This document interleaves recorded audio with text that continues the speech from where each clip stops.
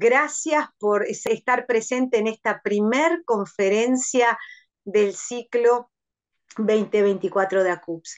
Y qué lindo poder comenzar con un tema tan convocante y que nos importa y qué bueno es poder escuchar sobre las claves para una vida plena. Y en esta oportunidad va a estar un querido y muy reconocido comunicador, investigador y escritor cristiano, Hugo Piris, que, bueno, él a la hora de la presentación decía, sobre todo, abuelo, esposo y escritor, hago algo que hago todos los días. Y bueno, realmente agradecerle a Hugo Piris por poder compartirnos desde toda la riqueza de sus experiencias, sus vivencias, su saber, integrando la fe cristiana junto con la realidad social. De verdad que va a ser una noche muy edificante, que todos podamos realmente ser y recibir muchos aportes de esas claves para poder tener esa vida plena a la que Dios nos llamó. Y agradecer siempre al equipo de soporte técnico que está detrás, que han venido trabajando a lo largo de este tiempo para poder dar lo mejor en lo que es la transmisión en la virtualidad. Así que bueno, muy bienvenidos a la primer conferencia de la Asociación Cristiana Uruguaya de Profesionales de la Salud. Y bueno, damos la bienvenida a Hugo Piris para que, bueno, puedas comenzar a compartir toda la riqueza que sabemos que tenés para compartir. Adelante, Hugo, muy bienvenido. Muchas gracias, Gloria Hernández. Bueno, un saludo fraterno para todos los que estamos ahora formando parte de esta conferencia. Gloria, me siento doblemente honrado, primero por la invitación que me hacen y que renuevan cada año, ¿no? Ya no sé cuántas veces ya he estado en diferentes lugares en forma presencial y ahora por esta forma tan linda que es a través de la virtualidad. Muchísimas gracias.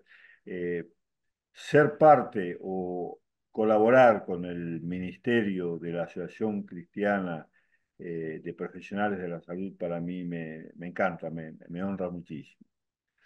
Y en segundo lugar, por el cheque en blanco que me dan. ¿Mm? Nunca me están pidiendo un tema específico, sino que lo dejan a mi criterio para que yo pueda elegir y de esa manera compartir con la gente. En esta ocasión seleccioné el tema de la vida plena, que ya lo he dado muchísimas veces y lo voy a seguir dando porque es un tema que responde a una necesidad intelectual y vivencial, no solamente del Uruguay, sino de todo el mundo, ¿no? Pero quisiera hacer una observación y ya de esta manera estamos empezando, tal vez la introducción, ¿no? Estamos hablando de vida plena. Tal vez antes del año 2000, yo hablaba de felicidad, porque era el concepto que más difundido estaba. Tal vez después empezamos a hablar de realización personal, porque era una inquietud, no por parte de todos los seres humanos, pero de algunas personas en particular. ¿Te sentís realizado, no te sentís realizado? Después empezó a hacerse popular la frase calidad de vida y relacionándola con la cantidad de vida. Y bueno, también estuvimos hablando de eso. Pero he aquí que hace unos 20 años aproximadamente, el Instituto Metodista Universitario Crandon, IMUC, me invitó a participar en la docencia en la clase de ética profesional.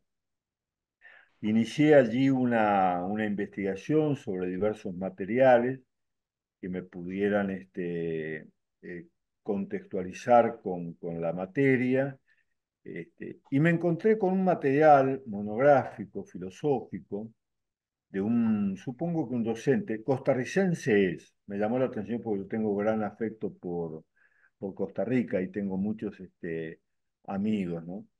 Y en esa monografía aparecía muchas veces la palabra vida plena, que coincidentemente con las nuevas versiones de la Biblia ya no se hablaba tanto de vida abundante como la versión de 1960, ¿no?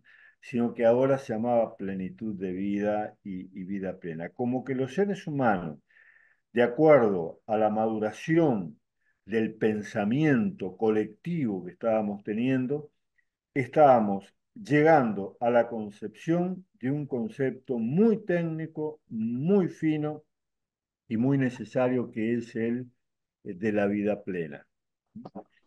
Entonces, desde ese entonces hasta la fecha, cada vez que nombramos el concepto de vida plena, por supuesto, despierta muchísimo interés. Y una de las cosas que he observado en la gente, tal vez sea porque mi público ha sido muy intelectual, ¿no? Que hay curiosidad. Y cuando yo expongo los conceptos que voy a exponer en esta ocasión, la gente como que los observa, toma los conceptos y antes de llevarlos a la práctica ofrece algunos cuestionamientos o algunas resistencias. ¿Mm? Y esto me llama mucho la atención, porque me pregunto, ¿hasta qué punto nosotros estamos deseando la felicidad? ¿O hasta qué punto estamos deseando la vida plena? Porque si solamente hablamos, por ejemplo, decimos como un elemento fundamental que la participación de Dios va a ser fundamental para la vida plena, la gente lo toma o lo deja. Bueno, Dios no me interesa. ¿Ya? Entonces, van en busca de otros conceptos teóricos que les resulten más atractivos, y vaya uno a saber si después los ponen en práctica. Hay mucha gente que sí, ¿verdad? Hay mucha gente que los pone en práctica, pero les estoy diciendo algunas personas o unas cuantas personas en las cuales a mí como que me parece que están buscando fórmulas para ver si resultan o no resultan. Y esas fórmulas son un tanto rápidas. Quiero la felicidad ya, quiero la dicha ya, y a veces hasta mágicas. ¿Mm? En la elaboración que yo voy a presentar hoy hay 7 puntos que son fundamentales para el logro de la vida plena.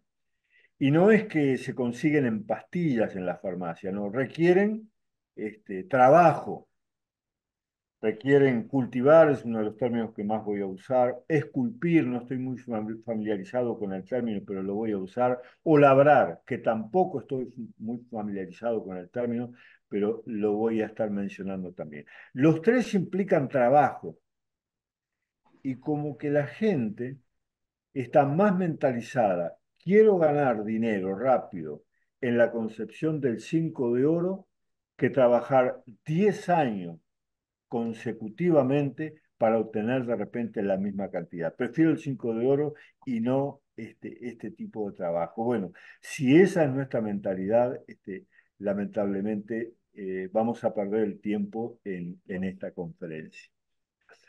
Bueno, vamos a lo positivo ahora, perdón, pero me parecía importante decirlo, ¿no? Dentro de esta elaboración monográfica que hizo este señor, este docente costarricense, lo primero que él hace es hacer una distinción entre los animales y los seres humanos, ¿no? Y esto lo voy a leer textual porque yo no tendría otras palabras para decirlo mejor que las como las dijo él, ¿no? Dice que los estoicos en la antigüedad, a ellos se les debe la división entre los animales y los hombres. A los animales les es dado como guía el instinto, totalmente de acuerdo, eso no lo discutimos. Y el instinto los lleva a conservarse y a buscar lo más ventajoso para ellos. Perfecto. Esto para los animales. Y para los seres humanos, para los hombres, se les ha dado la razón como la más perfecta guía. Y por tanto, para ellos vivir conforme a la naturaleza significa vivir conforme a la razón.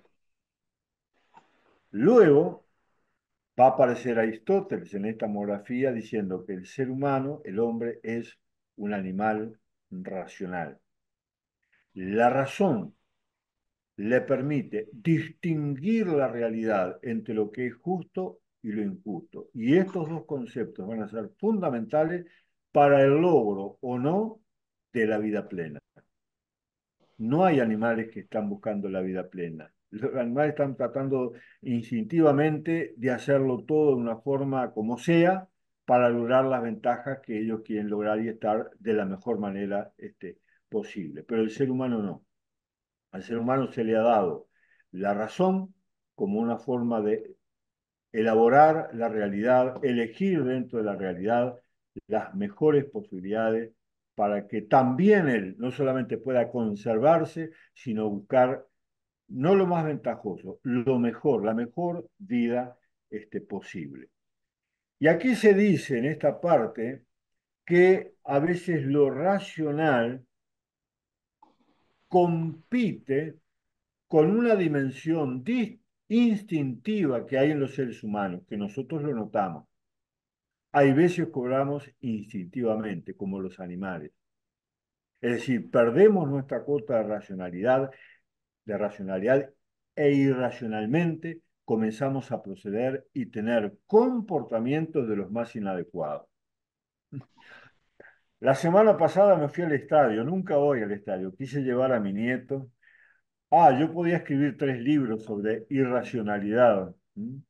Tanto que yo le enseño a mis nietos cuál es el buen decir, cómo comportarse, cómo comunicarse, y lo que escuchamos allí con personas, había una señora que debería tener la edad de la abuela de Lautaro, es decir, de mi esposa, que era un pororó tremendo, pero caramba, ¿cómo es posible? Y después los comportamientos o los insultos que había para los jueces, hermosos seres humanos, magníficos, equilibrados a través de la justicia, y sin embargo, porque levantaba la mano así, la levantaba de esa manera, era víctima de los peores insultos. Y si la gente tuviera acceso a estar a 1 metro de distancia del juez, ese juez no viviría en estos momentos, ¿no? Bueno, para terminar esta introducción, les digo que cuando la irracionalidad pasa a gobernar el comportamiento de los seres humanos, se multiplican desmesuradamente las necesidades y los apetitos relacionados a la comida, a la bebida, a los placeres sexuales y al dinero. Por lo tanto, el comportamiento de los seres humanos necesariamente necesita ser reglamentado, y por eso la ética, a través de la razón. No una reglamentación irracional, como existe en muchas constituciones, en muchos países del mundo, o aún en nuestro país, ¿no? Cosas que no están escritas, pero que nosotros a veces educamos con una forma de irracionalidad que produce muchísimos perjuicios en el ambiente en el que estamos viviendo. Bueno, entonces la ética nos ayuda a formular determinados comportamientos para desarrollar el máximo de nuestra naturaleza humana. Y el primer punto tiene que ver con cultivar una determinada espiritualidad. Para eso es necesario, y especialmente los uruguayos, que tomemos una idea que no somos solamente materia, que en una simple observación yo puedo darme cuenta que dentro de mí hay elementos que no son materiales. ¿Cómo puedo definir yo esta alegría que estoy sintiendo o esta tristeza que estoy sintiendo o esta ira que se está desarrollando en mí? Son elementos invisibles que se hacen visibles a través de mi cuerpo. Pero tengo en mí un ser invisible que tiene la capacidad y la necesidad de vincularse. Y entonces yo debo obedecer la voz de mi espiritualidad para que yo pueda desarrollar vínculos con todo lo que mi ser desea. Y entonces ahí, en el cultivo de mi espiritualidad, tengo que ser muy cuidadoso.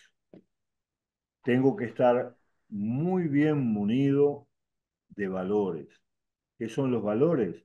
Son conceptos que yo tengo de la vida, que son buenos y que benefician a los demás y que a través de ellos empiezo a vincularme con los demás a los efectos de lograr una vida plena. Vamos a uno negativo, un antivalor, el robo. ¿Cómo piensan ustedes que una persona que tiene la costumbre de robar, de conseguir beneficios a través de la forma más rápida, se va a llevar en la vida? ¿Va a tener una vida plena? No, va a tener una vida tal vez llena de plata, llena de posesiones materiales, pero no va a tener tranquilidad en su espíritu. Su conciencia va a estar sucia. Y los seres humanos, cuando se den cuenta de su comportamiento, van a recular al punto de ponerse lo más lejos posible de la vida de esa persona a los efectos de que no la robó. Por lo tanto, yo estaría pensando ahora positivamente, un valor, el respeto. Una persona que respeta es bienvenida en todos lados. Y una persona que es bienvenida en todos lados es una persona que va a establecer buenos vínculos con las demás personas. Y cuando se establecen buenos vínculos con las demás personas, la posibilidad de una vida plena se hace grande, pero no aislados, no con los otros seres humanos lejos de ellos. Y a estas podríamos mencionar muchísimas valores más, ¿no? Estos valores acompañados de virtudes. Las virtudes es la disposición constante que debe haber en nosotros para lograr beneficios a los demás. Eso es una virtud. Entonces, fíjense que con la batería de valores que yo tenga y con la movilidad, con la circulación que yo les doy a través de mis virtudes, mi mundo va a ser un mundo maravilloso porque voy a ir al trabajo y la gente me va a decir, hola Hugo, qué bueno que viniste. Ayer no viniste y te extrañamos. Eso es lindísimo escucharlo. Cuando yo llegue a mi casa, va a pasar lo mismo. Llegó el abuelo, llegó mi esposo, llegó mi padre, llegó Hugo, qué bueno. Y ese mundo se va a transformar en un pequeño cielo. ¿Por qué? Porque en el ejercicio de mi espiritualidad he estado cultivando buenos valores y esos buenos valores los he colectivizado, los he transformado en algo comunitario, al punto que el respeto que yo estoy disfrutando forme parte de todo el entorno en el cual estoy viviendo, sea en mi casa, sea en mi trabajo, sea en la iglesia, sea en el ómnibus en el que estoy viajando, sea donde esté. ¿Mm? Luego, tenemos otros elementos de nuestra espiritualidad. Me estoy extendiendo demasiado, pero lo que pasa es toda una tentación hablar de espiritualidad. Y tiene que ver con los conceptos de libertad y de responsabilidad. Los dos muy lindos conceptos. Pero muchas veces nosotros hemos jerarquizado la libertad y en función de ello hemos hecho lo que queremos, aunque sea nocivo para las otras personas, pero no lo hemos puesto en diálogo libertad y responsabilidad. Leí una vez en un libro de un coreano que fue a los Estados Unidos, en Estados Unidos lo invitaron para ir, para que viera las maravillas de la vida estadounidense, América, como dicen ellos, y bueno, estuvo un tiempo allí. Y cuando terminó, cuando se iba, le preguntaban, ¿y qué le pareció a Estados Unidos? Y bueno, interesante, es un país muy distinto de lo que yo pensaba. Me gustó muchísimo que cuando llego, lo primero que me encuentro es con un monumento, el Monumento de la Libertad, lo cual habla de que ustedes tienen una devoción muy particular por la libertad. Pero ¿saben qué? Me faltó un monumento. No hay ningún monumento a la responsabilidad. Y por lo tanto, al estar transitando por las calles de los Estados Unidos, visitando diferentes hogares, me he dado cuenta que sí son libres, pero han usado esa libertad en demasía y hay muchas personas que están prisioneras de las drogas, prisioneras de comportamientos inadecuados, prisioneras de un montón de situaciones que no son buenas para la convivencia humana y que los ejercen en función de esa comprensión limitada que tienen de la libertad y no han tenido responsabilidad para encarar todos los perjuicios que ha proporcionado esos malos comportamientos. Claro, hablar de Estados Unidos es fácil porque Estados Unidos entra todos los días a nuestra casa a través de las seriales, de las películas y todo el mundo habla de Estados Unidos. Pero también eso tiene que ver con nosotros, el ejercicio de la libertad. Muchos de los comportamientos que tenemos los uruguayos lo hago porque yo quiero y porque tengo libertad este, para ello. Un elemento que está siempre en cuestionamiento es el tema del aborto, ¿verdad? Que es la gran razón que se esboza para hablar o en contra o hablar a favor de él.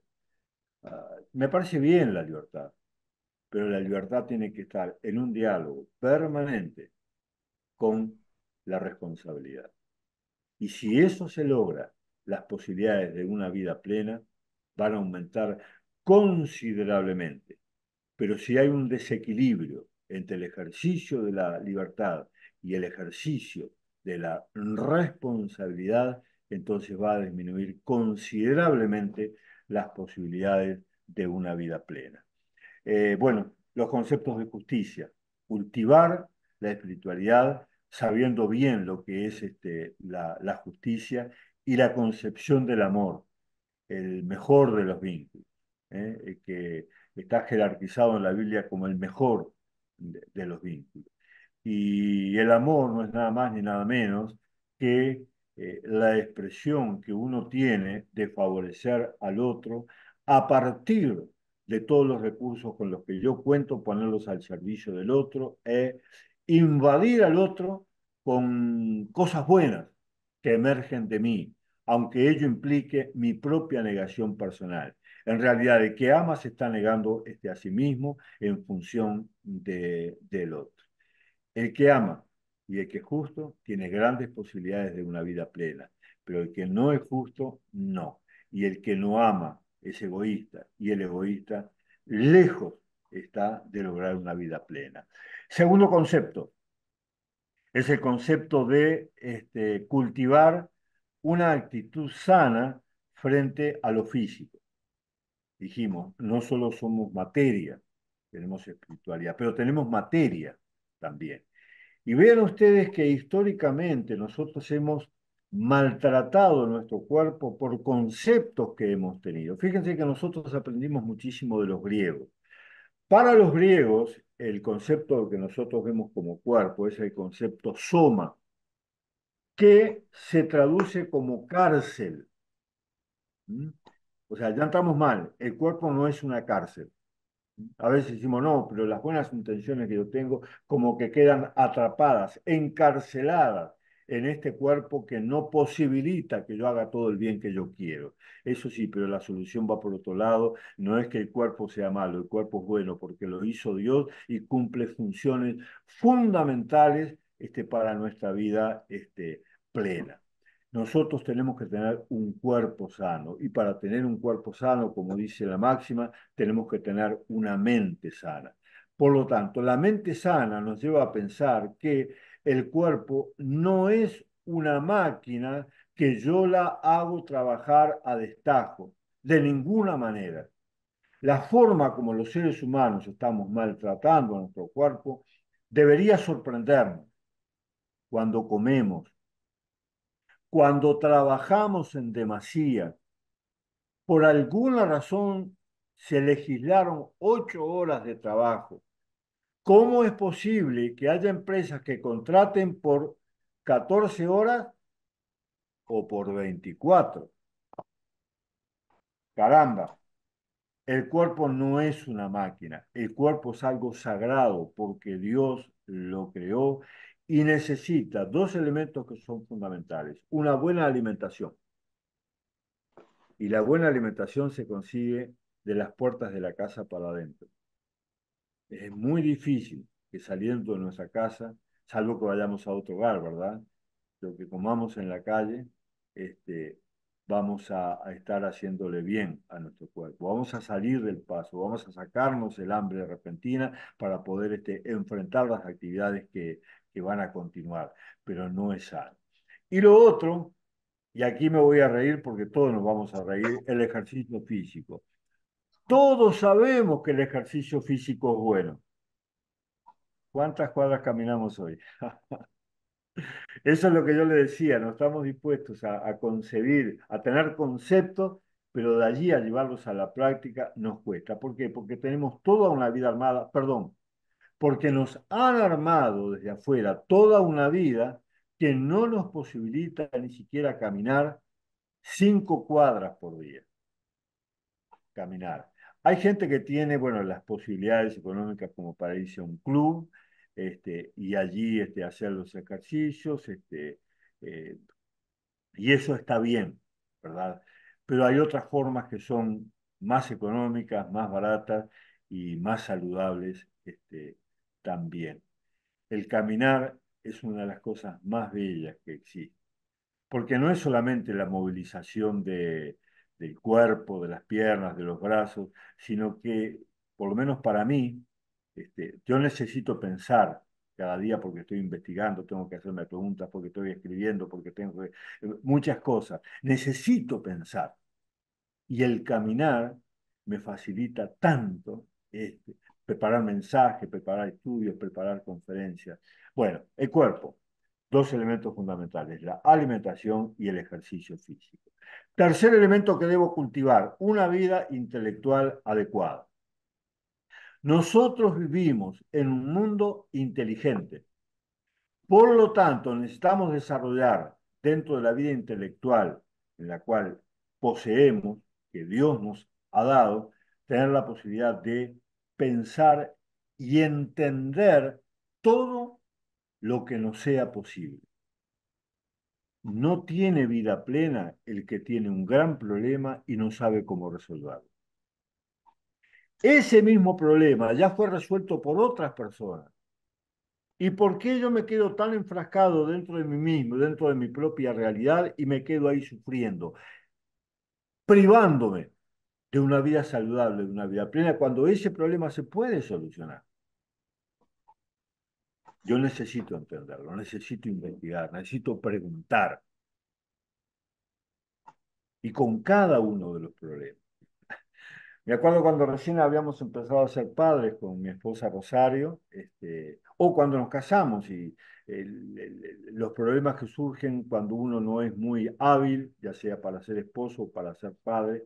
Íbamos a reuniones de padres, a reuniones matrimoniales y escuchábamos que estaban todos pasando por la misma situación. Eso nos producía mucha alegría y a su vez captábamos las formas de resolución que ellos tenían y eso nos ayudaba muchísimo y nos devolvía la tranquilidad.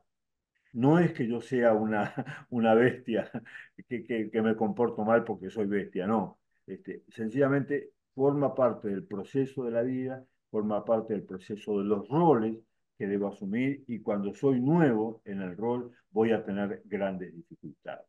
Tanto de los problemas como de los roles también. Y miren que tenemos una gran diversidad de roles, en la vida.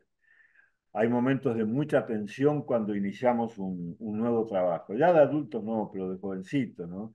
Y nos dijeron 20 cosas y recordábamos una sola, ¿no? ¿Y qué pasa con las otras 19? Bueno, tiempo al tiempo, nos vamos a equivocar y en el equivocarnos vamos a aprender y todo eso.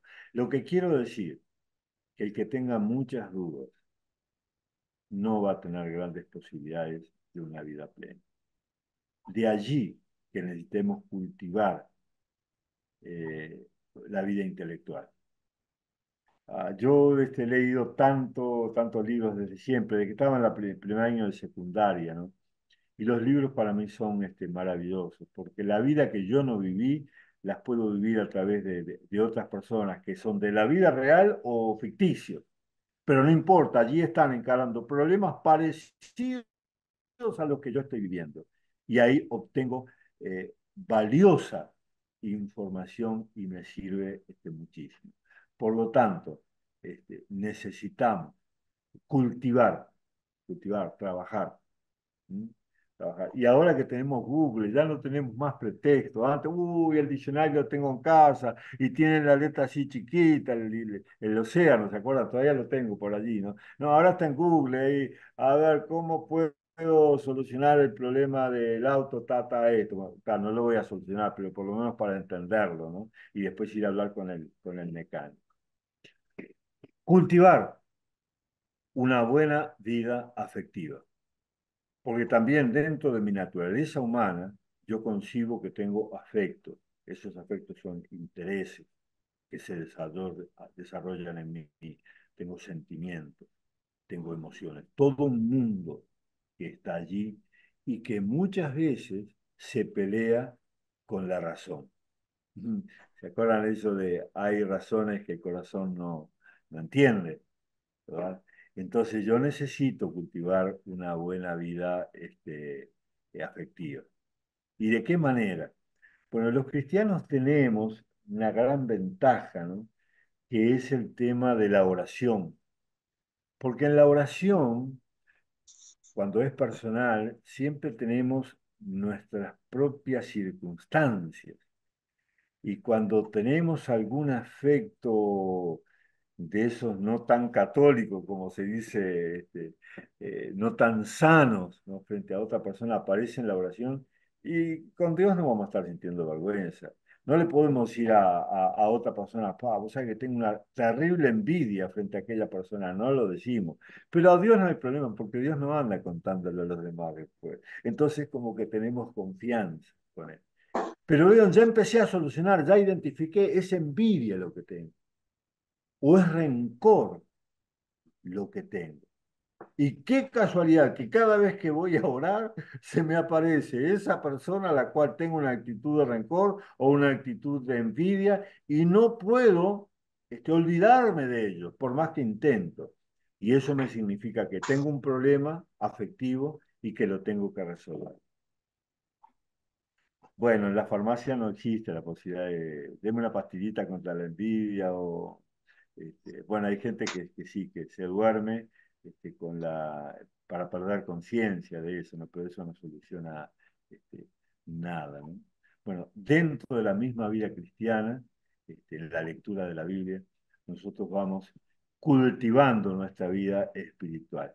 Porque cuando vamos a la Biblia, Dios nos dice, esto no, esto es feo, es esto lo que tú tienes, pero no puedo, Señor, no puedo. Y entonces nos dice, pero recibiréis poder cuando haya venido sobre el Espíritu Santo y ta, ta, ta, ta, ta, ta. Y el fruto del Espíritu es amor, paz, no depende de mí, depende de Dios y lo que Dios puede hacer. Entonces ya empiezo a solucionar, no me voy a afligir. Lo cierto es que no va a tener vida plena una persona que odia o una persona que discrimina a otro o una persona que envidia o una persona que declaró la guerra a otra persona. No, no va a tener vida plena. Que podrá tener otros bienes en la vida, pero no de vida plena. Y nosotros estamos hablando de vida plena acá. Por lo tanto, para tenerla, para obtenerla, cultivar una vida afectiva adecuada. Después, ustedes vieron que estamos mencionando los tres aspectos que nos hacen humanos, ¿no?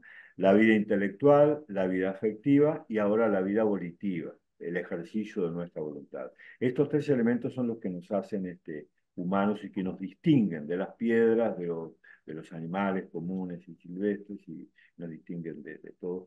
Y que eso nos hace parecer a Dios, la imagen de Dios en nosotros está en estos tres componentes. Tener la capacidad de decidir. A veces decidimos y lo hacemos tan mal que nos pasamos 20 años penando por esa decisión que tomamos hace tanto tiempo y que nunca pudimos perdonarnos, ni la otra persona nos perdonó a nosotros. Es algo delicado el ejercicio de la voluntad. Por lo tanto, la voluntad tiene que actuar en concordancia con los dos elementos anteriores.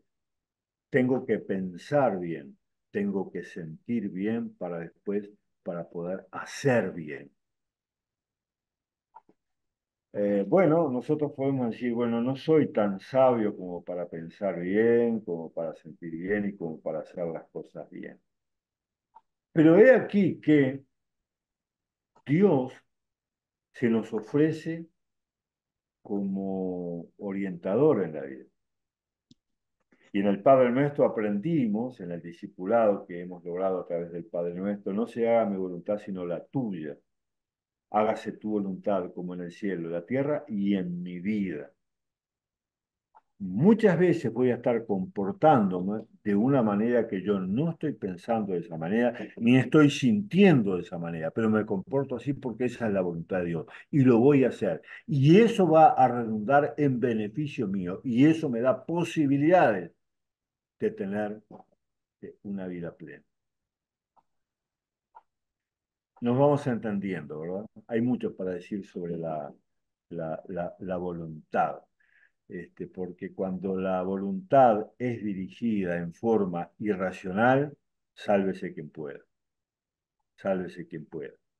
Ya mencioné hoy al principio de la conferencia, cuando la irracionalidad ejerce dictadura sobre nuestra vida, decíamos que eh, se multiplican desmesuradamente las necesidades y los apetitos relacionados los placeres sexuales y el dinero, que no es poca cosa, es muy serio. Séptima, cultivar buenas relaciones. Ahora estamos hablando de los demás, cultivando buenas relaciones. Ah, no, perdón, me faltó la sexta que es muy importante. Cultivar momentos en el cual encontrarnos con lo bello y con lo sublime. No todo es obligación en la vida. El mimo es una de las expresiones más lindas que tenemos los seres humanos. Lo ejercemos en los niños, lo ejercemos en aquellas personas que queremos y queremos en intimidad, y está muy bien. No podemos explicar todo lo que sucede, pero sabemos que le hace bien a la otra persona y me hace bien a mí. Esto que yo estoy diciendo tiene que ver con mimos a nosotros mismos. La vida es más que el barrio gris en el que vivo, que tiene las baldosas todas rotas y cuando llueve se inunda y que el cableado está desperfecto y que es una selva de cemento, y que cuando voy al trabajo la gente se comporta inadecuadamente y lamentable la forma como se comportan. No, yo necesito desarrollar momentos que sean gratos para mí. En mi caso, la literatura, por ejemplo. Yo termino el día leyendo y eso para mí es un momento muy hermoso. O cultivando otro tipo de intereses. ¿Qué es lo bello? Yo no les voy a decir a ustedes que lo bello porque ustedes saben lo que es. Y si ustedes hicieran una lista de dos cositas nomás, esto es bello para mí, esto yo paso muy bien, es un mimo maravilloso cuando lo ejerzo, es maravilloso. Bueno, ¿cuánto hace que no lo hacemos? Y se van a dar cuenta que hace muchísimo tiempo que no lo hacemos. ¿Por qué? Porque estamos corriendo detrás de la agenda de otras personas y nos estamos olvidando de nosotros mismos, olvidando que el mandamiento es ámate a ti mismo y nadie debería sentirse mal por el hecho de focalizar la atención en su propia persona. Ay, me gustaría hablar más sobre esto, pero tal vez la conferencia del año que viene, si me invitan, podemos hablar de lo bello y de lo sublime. Esto de lo bello y lo sublime, si lo contamos a la gente, dice, no pierdas el tiempo en esas bobadas. Y sin embargo, es lo que nos da muchísima alegría y nos mueve. en la vida. Y ahora sí el último, cultivar las buenas relaciones. Yo trabajé muchas veces el concepto de que la felicidad es el resultado de las buenas relaciones. Yo solo por mí mismo, pensando en mí mismo, no soy feliz. Puedo tener un momento de 1 hora, 2 horas de tranquilidad, de paz, que a veces las necesito, pero pasadas esas 2 horas no me siento feliz. Mi felicidad se construye al lado de otras personas. ¿Por qué? Porque somos seres gregarios, porque necesitamos los demás, porque establecemos relaciones de interdependencia con los demás.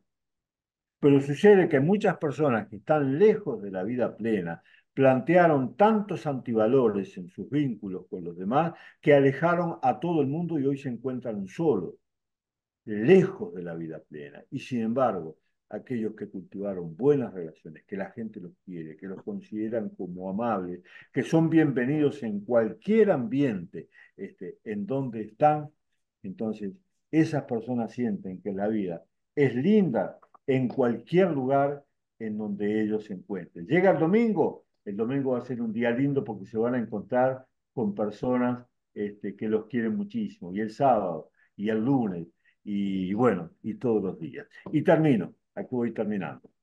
Voy a hacer una conclusión. Dios es el que diseñó la vida. Acá está muy bien explicada a través de estos conceptos filosóficos de gente que, no sé si son cristianos o no cristianos, pero este, perfectamente describieron la creación de Dios en la humanidad. Me parece bárbaro. Y Dios diseñó la vida cristiana que coincide con todos estos elementos que tienen que ver con la vida de los seres humanos. En el primer punto, eh, nuestro ser necesita vincularse con Dios. Todos nosotros en algún momento de la vida hemos reconocido que en la inteligencia esto tiene que haberlo hecho alguien. Yo necesito establecer un vínculo con Dios. Y cuando nosotros atendemos este llamado espiritual de vincularnos con Dios, es ahí donde realmente empieza la vida plena. Y este Dios nos enseña valores, virtudes, conceptos de justicia, nos da el amor que necesitamos para poder encarar nuestra existencia y que ésta sea saludable. A nuestro cuerpo Dios le dio en la vida cristiana un carácter de sagrado, por cuanto es considerado creación de Dios.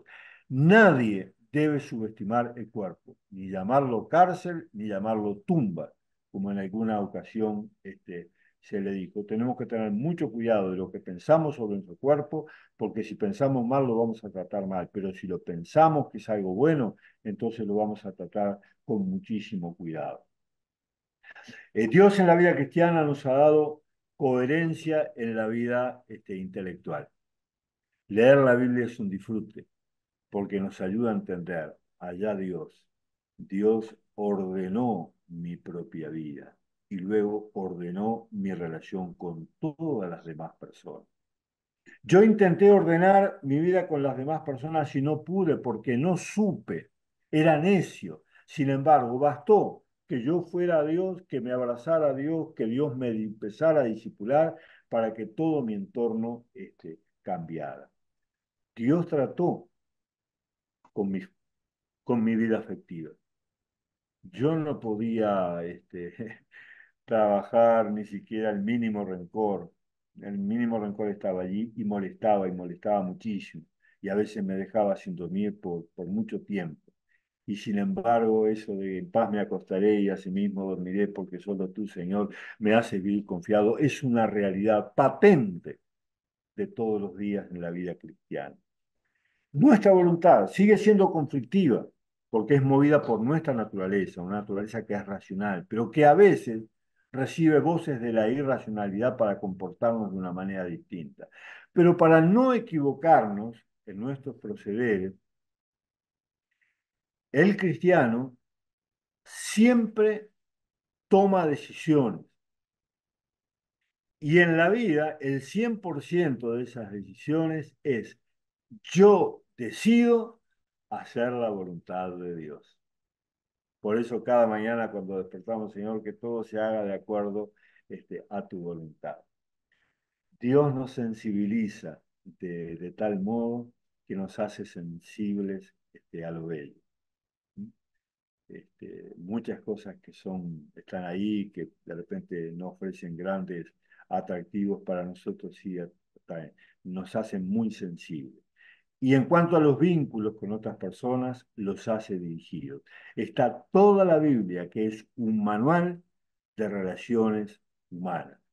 Después de haber leído una vez, solamente una vez, no nos queda una duda de cómo puede ser nuestro comportamiento frente a nuestros más próximos como a nuestros más distantes.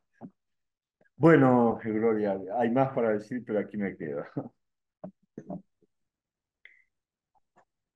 Muchísimas gracias, querido Hugo. Realmente siempre es tan lindo escucharte desde el saber, desde la investigación también bibliográfica, de ir a los filósofos, a la gente que ha investigado, que ha profundizado y que hablar a la palabra de Dios.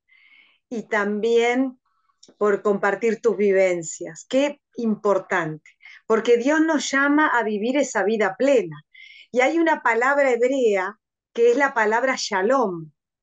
Shalom, que significa mucho más que paz. Y qué interesante porque la OMS, la Organización Mundial de la Salud, ¿cómo define salud? El completo estado de bienestar físico, psicológico, emocional, relacional, social, espiritual. Y la palabra shalom tiene que ver también con esa mirada donde poder tener ese completo estado de bienestar, cuidando nuestro físico, como muy bien lo explicabas, el descanso, el ejercicio, la alimentación, cuidando, bueno, nuestra vida intelectual, cultivando esa palabra que la usaste mucho y que tiene que ver con ese trabajo de cultivar a través de la buena lectura, nuestro intelecto, del aprender y seguir aprendiendo toda la vida, de poder también ver la importancia del cuidar nuestras emociones. Hoy se habla tanto la gestión de las emociones y hoy que en el mundo el gerente, ser gerente o líder de esto o lo otro, el primer liderazgo, la primer gerencia es la de la propia vida y aprender a manejar nuestras emociones. La realidad también del intercambio maravilloso que Dios nos hizo relacionales, sociales unos con otros, y la importancia de cultivar buenas relaciones sociales y obviamente que la espiritualidad como ese punto clave, ¿no? En nuestra relación con Dios. Y si hay algo que nos da la dimensión espiritual y nuestra relación con Dios, es el sentido de propósito. Que en esta vida todos somos llamados a cumplir una misión, a cumplir un propósito que nos trasciende, que es para bien también de otros, y en esa trascendencia nosotros somos bendecidos, ¿no? Así que maravilloso todo lo que has traído, con qué riqueza y profundidad hubo y calidez también. Así que muchísimas, muchísimas gracias. Y sé que está Sandra para poder, bueno, también hubieron comentarios a lo largo de la conferencia para que haya un intercambio contigo. Y a lo largo de la conferencia también veo que no solo de todo Uruguay han saludado, sino también Hugo de Argentina, de Paraguay, de República Dominicana, de El Salvador, de Perú, de los que pude ver y conozco también queridísimas personas y amigos de distintas naciones están conectados escuchándote. Así que bueno, muchas gracias y gracias a todos los que se conectaron con otros horarios de Uruguay, pero aquí está. Bueno, muchas gracias y Sandra, adelante para compartir. Ha generado más que nada comentarios. Así, por ejemplo, alguien dice, tenemos que saber humillarnos ante Dios porque creo que Él ya conoce nuestros corazones, pero quiere que reconozcamos nuestras falencias. Luego alguien comenta también, necesitamos perdonar porque Dios ya nos perdonó. Hay saludos también, como Gloria anunció, y alguien dice, para Hugo Piris, vos a obrar, le veo como una persona tierna y amorosa. Dios es bueno. Qué lindo comentario también ese. Alguien desde Argentina dice, hoy caminé 35 cuadras. Qué ejemplo que nos está dando esta persona. Gracias por la invitación, gracias Hugo, muy práctico. Dios siga bendiciendo tu vida. Buenísima conferencia grabada, excelente. Muchas gracias por tan sabio aporte, abrazo de corazón. Hermosos comentarios y saludos desde tantos lugares. Qué bendición, realmente.